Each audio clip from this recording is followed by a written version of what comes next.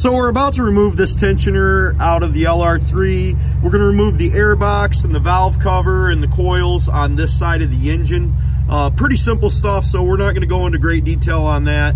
Actually, the valve cover comes out very easy. If you can accomplish that task, you can accomplish changing the tensioner. If you cannot accomplish them tasks without me showing you, you probably have absolutely no business trying this procedure. Hey, good afternoon, YouTubers, Facebookers, party people like this. Clay with Clay's AC and Auto Repair and Clay Motion here in Grand Rapids, Michigan, and this is the Clay Way. So what we're doing today is we're working on this 4.4. We've been working on it for a while. You've just seen us do an engine change. We reset the tensioners, and the tensioner on the European driver side, which is the right side of the head, the forward tensioner on the top, seems to be defective after we reset it. So we're removing it while it's still inside the car, and we're pretty certain that this is going to actually work. And if you did the same job like us, you know you don't want to take this garbage back apart. This is some crazy shenanigans going on here. So this is not the Rover approved way. This is probably not the way you're supposed to do it, ladies and gentlemen, but we have a theory. We're going to remove this cam, pull it up, and then that'll allow us to sneak the tensioner in out of there. And then this won't move because it's held on by this. So, you know, the other timing chain there. So we'll see what happens. Jeff's almost got the bolts out of there while I was yakking. We've got the 2 bolts out of the tensioner itself. So when we move the chain up and the cam up like this, it should come out.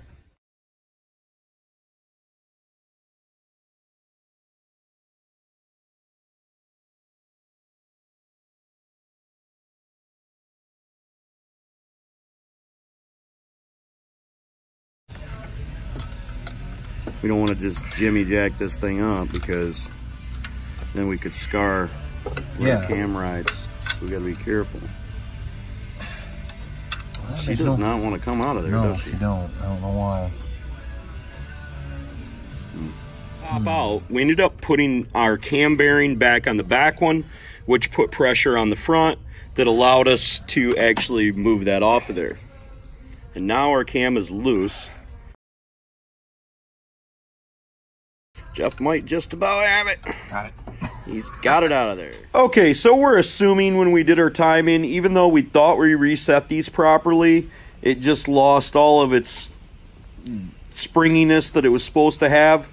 So we got a brand new one, and what we're concerned about is being able to pull this pin with everything assembled. So we're going to go ahead and put that up in the vise, squeeze it together, pull that cotter pin out. Now we've taken another one, Jeff's taken another one, and he's bent it properly, and we're not applying too much pressure, just applying enough to where that's loose and it moves up and down just like I moved it with my finger. And then he's going to insert the bent one so we can get it out while it's inside the car. And we're being careful because we do not want it to lose spring tension.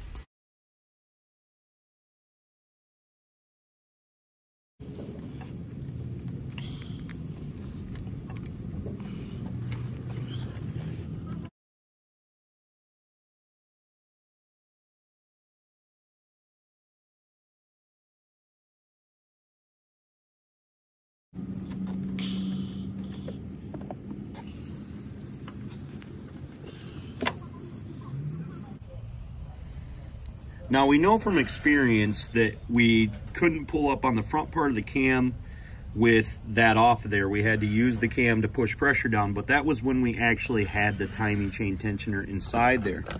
So we're taking that up there. Jeff's just gonna pull the cam out, and I'm gonna hold the front, or I'm gonna hold the back for him and try to video him doing this. Nice. Now we're going to gently set down our cam to not mar up our bearing journals. And we're going to try to place it in at one time. And hopefully not. Can we get the pin out? I got to be able to bolt it in. I'll be able to get the pin out. Sweet. So now we're going to go ahead and put the 2 bolts in that hold our tensioner down. And we're going to put our cam journals on next. We've got our cam journals set to the side with proper orientation. They may be marked, but it's always good practice to just set them in order and orientation as far as forward goes. We're rock stars today, Jeff. At least I think we are. I mean, you know, we don't see these very much in the States here, so, and it's certainly not something that we work on a daily basis. So for us, it's a pretty big deal. Maybe for you guys at home, you're like, it's nothing. I work on these Land Rovers all the time. Yeah, see?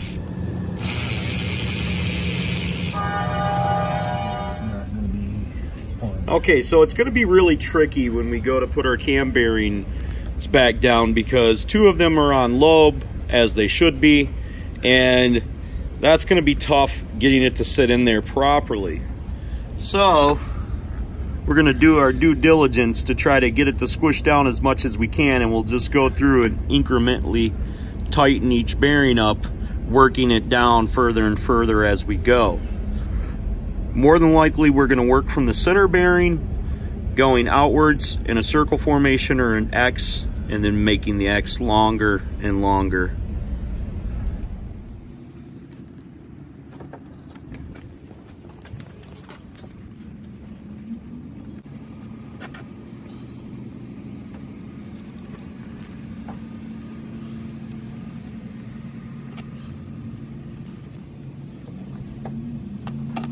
Right now.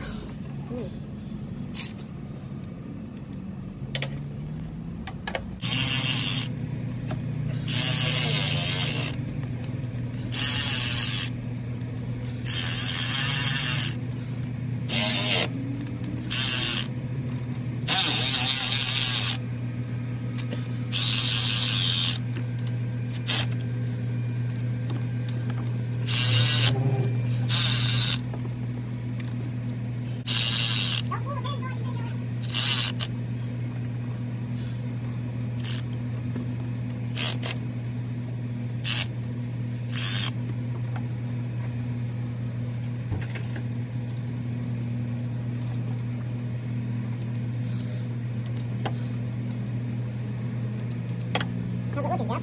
What are you tightening them down to? 96, I think. Yeah, 96 pounds.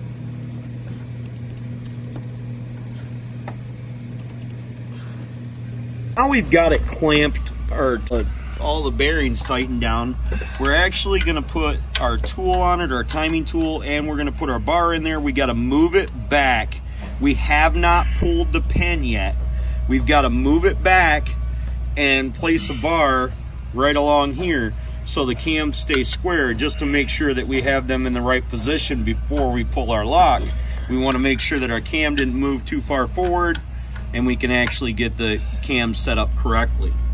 Okay, so now Jeff is going to take the tool, make sure that our cams are flat on both ends. We're going to put the bar on here just to make sure before we pull our pin. And if you look right there, that's how Jeff made the pin, just in case you didn't see it before. So it's a 23 if I remember right, Jeff, right? 24, I think? 24, 23, 24. 24. He's going to roll it forward just a little bit. Should be good right there. And then we're going to try to put the bar on. Oh yeah, take it on. Dead on. And you bust that screw, I should find that one. Screw. And the boss, you got a lot of screw up there. Yeah, over there in the box. Yeah, go ahead. Help yourself. First, I couldn't understand what he was saying, but then I translated his Spanglish. He don't understand Puerto Rican accents. Yeah, I didn't understand his Spanglish. No, I told you, hey, I'll go for you a screw boss, and I'll try to find that one. Oh, you were offering me a screw? Yeah. You have very pretty eyes, sir. Oh, shit. But I'm not into that stuff. It's only funny Run, because Gato, we're not. run. Oh, I'm fucking Vámonos. Hey, I'm fucking running, man. Oh, often we don't get many moments like that on camera. Like I said, it's only funny because we're not gay. If you're gay, there's nothing wrong with that. We do not discriminate, nor do we care. Got the bar tightened down on there, and our next step is going to be to pull our pin. We very highly doubt it mattered if that bar was in there or not, but we just wanted to do it because it's what we wanted to do. Now he's pulled the pin, and we got to reach our hand down there, and we got to push the plunger out just a little bit. And this tensioner, this chain would just literally just be super floppy. Now we know it's a little bit floppy right there. We know it's a little bit floppy. Once he removes that bar, and then we rotate the engine a little bit, it should tighten up really, really well. And this is a brand new Euro spare parts tensioner, and it's actually the correct tensioner. Jeff has broken the end of the socket, ratchet right up. The pin came out. The pin fell out. It happens.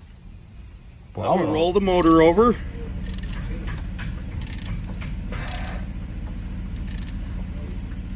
We've got all of our bearing journals tightened down to 96 inch-pounds. Yep. 8 foot-pound. And we're going to put the valve cover back on and our coils back on, and we're going to see if we still have a serious rattle. It wasn't super serious, but we had a rattle nonetheless. We knew something wasn't right. Plus, we had a check engine light with intake cam correlation code because there's no exhaust cam sensor on it. So we'll throw this cover on here and fire her up and see what she sounds like. We still can't find the pin to her snap-on ratchet that fell out while Jeff was working right over the open engine. But we've looked down here in the areas where it could have fallen, and we don't see it. It would have fell right on that head bolt, more than likely you see down there. And we've looked pretty good. Get the camera in there. So we've got the tensioner installed inside there, and we're going to see how this puppy sounds.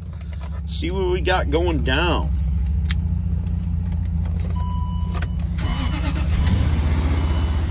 Ah, it purrs like a kitten. Hopefully this video was helpful for you guys. You'll consider subscribing to me. Remember, if anybody else can do it, you can do it too. God bless you. Have a great day.